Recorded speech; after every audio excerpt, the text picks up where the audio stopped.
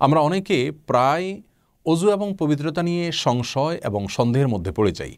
অর্থাৎ আমার অজু আছে নাকি নাই, এটা নিয়ে সন্দেহ এবং বিপাকের মধ্যে আমরা পড়ে যাই। এরকম পরিস্থিতিতে আমাদের করণীয় কী হবে? আমরা কি সন্দেহকে আমলে নিয়ে অজু ছুটে গেছে সেটি ধরে নিব, পুনরায় অজু করব, নাকি সন্দেহকে পাত্তা না দিয়ে পূর্বের অজুই রয়েছে তেমনটি ধরে নিব? এ সম্পর্কে শরীয়তের দৃষ্টিকোণ আজ আমরা আলোকপাত করব ইনশাআল্লাহ বিইذনিল্লাহ। প্রিয় দর্শক, এ সম্পর্কে সহিহ বুখারী এবং মুসলিম একযোগে বর্ণনা করেছে এমন একটি হাদিস থেকে আমরা পরিষ্কার এবং সুস্পষ্ট দিক এবং নির্দেশনা পেয়ে থাকি। আর সেই হাদিসে রাসূল করিম সাল্লাল্লাহু আলাইহি ওয়াসাল্লাম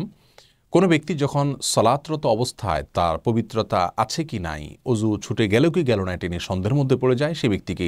দিক নির্দেশনা দিতে গিয়ে তিনি বলেছেন লা ইয়ানসরিফ হাত্তা ইয়াসমা সাউতা আও ইয়াজিদ রিহা, অর্থাৎ এমত অবস্থায় তিনি সালাত ছেড়ে যাবেন না। নিছক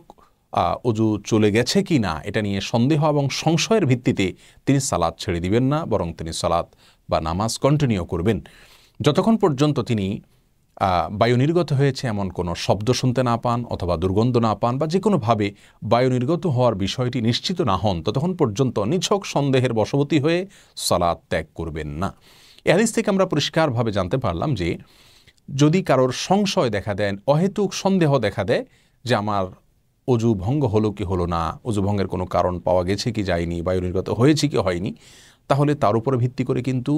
অজু ভঙ্গ হয়েছে এমনটি ধরা হবে না, বরং এই সন্দেহকে কোনোভাবেই পাত্তা দেওয়া যাবে না। এর বাইরে আমরা ফিকহের একটি প্রসিদ্ধ মূলনীতির কথা জানি, যেটি আল আশবাহ ওয়ান নাযায়ের সহ বিভিন্ন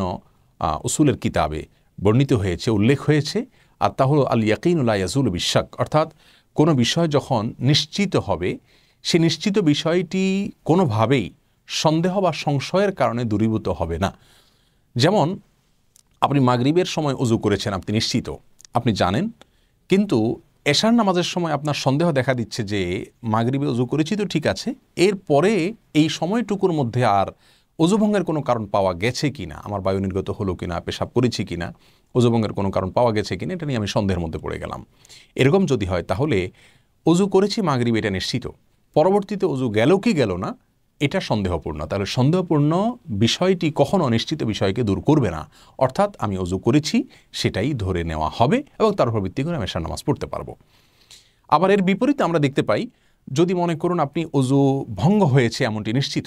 আপনি পেশাব করেছেন, মলত্যাগ করেছেন, বা অজু ভঙ্গের কোনো কারণ পাওয়া গেছে, আপনি জানেন, আপনি নিশ্চিত, কিন্তু এরপরে পুনরায় অজু করেছেন কিনা এটা নিয়ে সন্দেহের মধ্যে পড়ে গেছেন। এরকম যদি হয় তাহলে আপনার নিশ্চিত অজুভঙ্গ হওয়ার বিষয়টি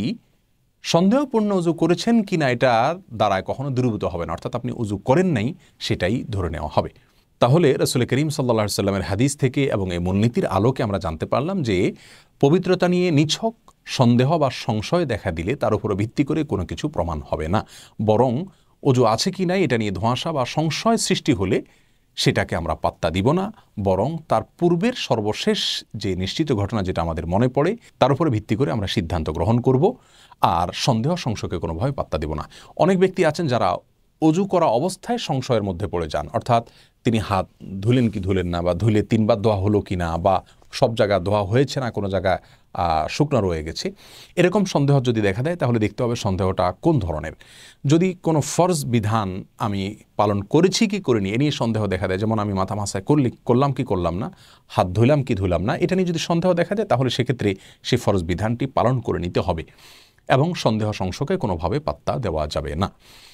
অর্থাৎ আমার মাথা মাসা করে নিয়ে সন্দেহ হচ্ছে, তাহলে মাথা মাসা করে নিব যেহেতু বিষয়টি ফরজ।